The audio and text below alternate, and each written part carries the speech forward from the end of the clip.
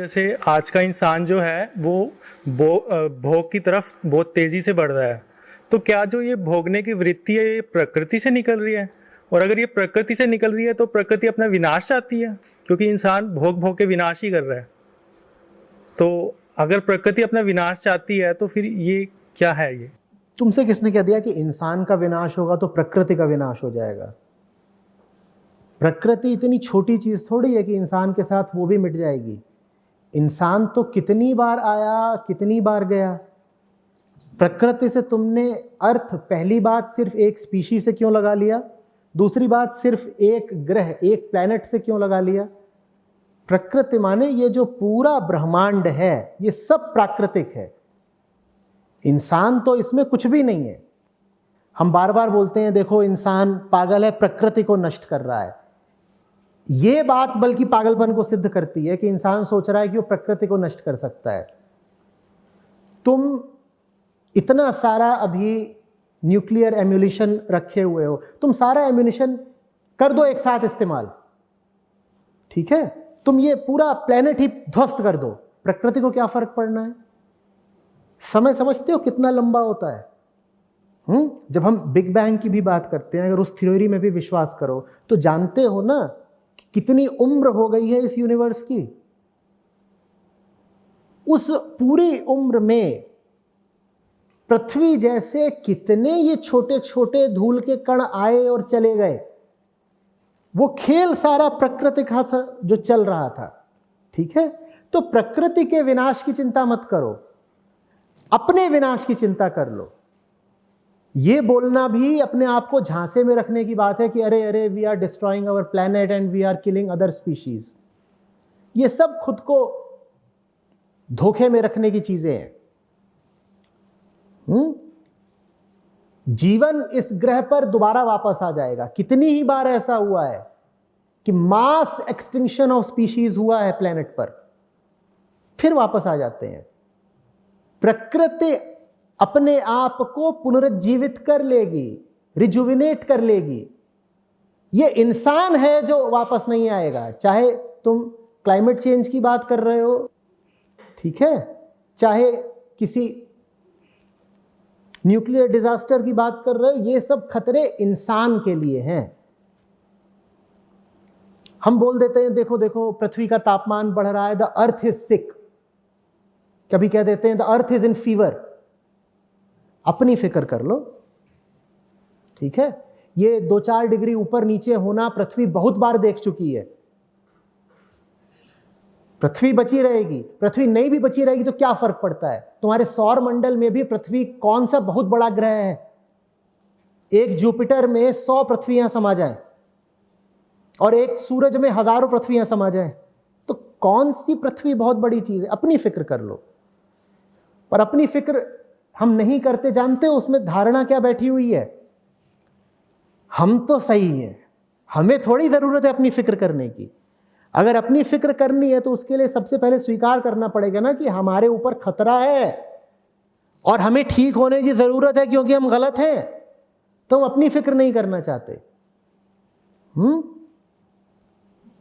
हम जिस चाल चल रहे हैं उस चाल चल के अगर हमने मान लो कोई क्लाइमेट ट्रीटी कर ली, कोई न्यूक्लियर ट्रीटी कर ली, और जितने तरीके के आदमी की बुद्धि के उपाय हो सकते हैं हमने कर लिए, और इन खतरों को किसी तरह से रोक भी दिया,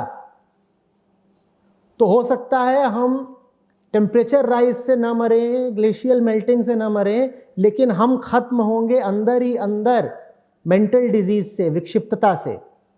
उसको कैसे रोक लोगे? कोई इंटरनेशनल ट्रीटी करके बताओ, कैसे रोक लोगे?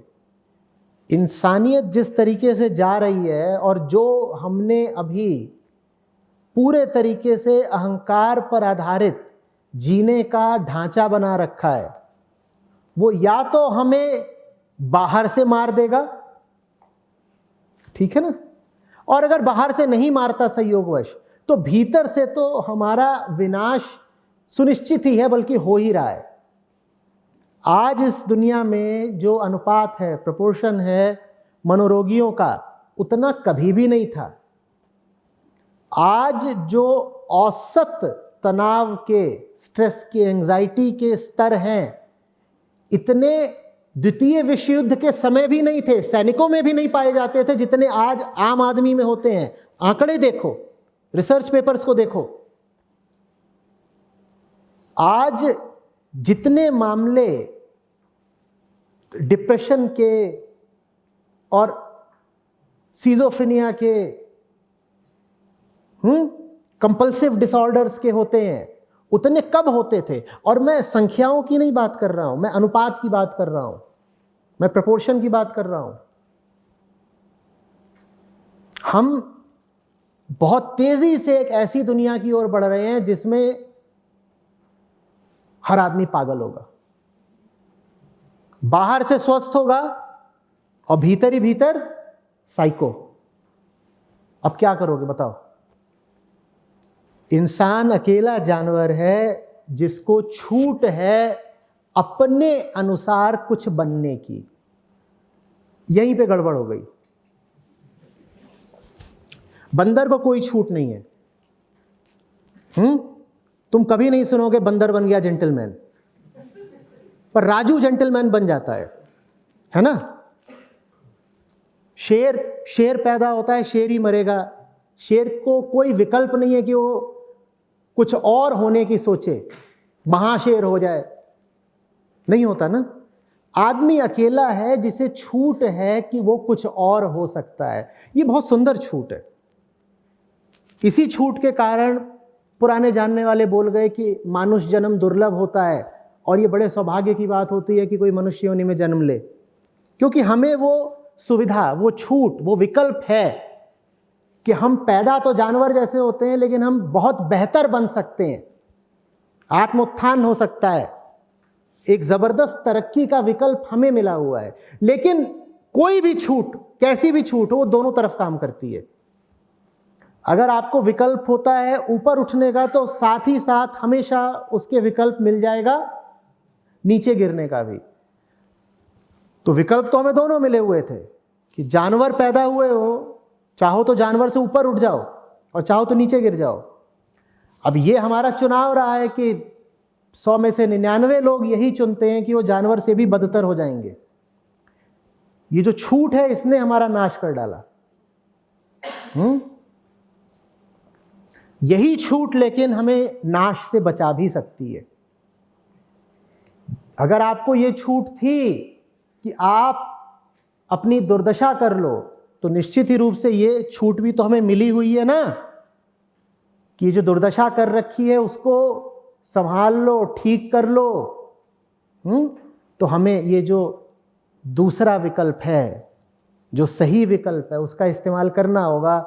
लगातार अपने ऊपर नज़र रखनी होगी और देखना होगा कि हम जो कर रहे हैं वो नीचे गिरने वाले काम है या ऊपर उठने वाले काम है।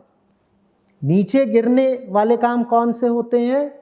जिसमें भीतर भय बढ़े, जिसमें हिंसा बढ़े, जिसमें तुम्हारी लोनलीनेस, अकेलापन, तन्हाई बढ़े, जिसमें तुम्हारे भीतर के लालच को और नशे को प्रश्रय मिले। ये सब नीचे गिरने वाले काम हैं।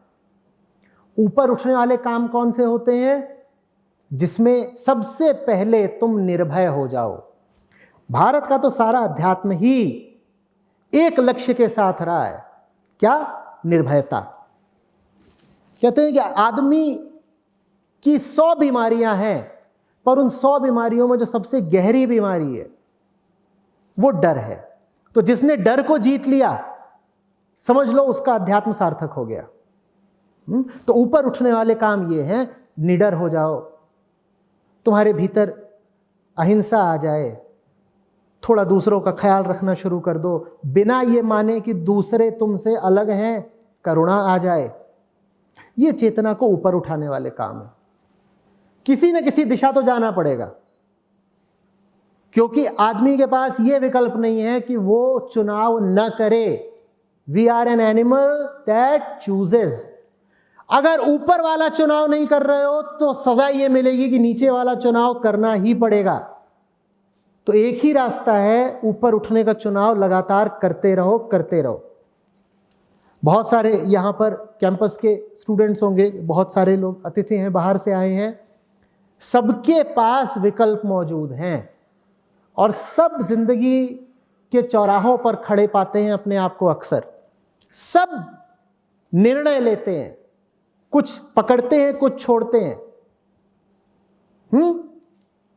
वही क्षण होते हैं जब जिंदगी आबाद होती है या बर्बाद होती है। गौर से देखा करो, जो पकड़ रहे हो किस लिए पकड़ रहे हो, जो छोड़ रहे हो क्यों छोड़ रहे हो। लालच कितना है, अज्ञान कितना है, भीतर की हीन भावना और कमजोरी का विचार कितना है। जो भी निर्णय तुम इसलिए करोगे क्योंकि डरे हुए हो या नशे में हो या अपने आप को इंफीरियर, हीन समझते हो, वो निर्णय तुमको नीचे ही ले जाएंगे। और जितना नीचे जाते जाओगे ऊपर उठना उतना मुश्किल होता जाएगा। क्यों अपनी मुश्किल बढ़ानी?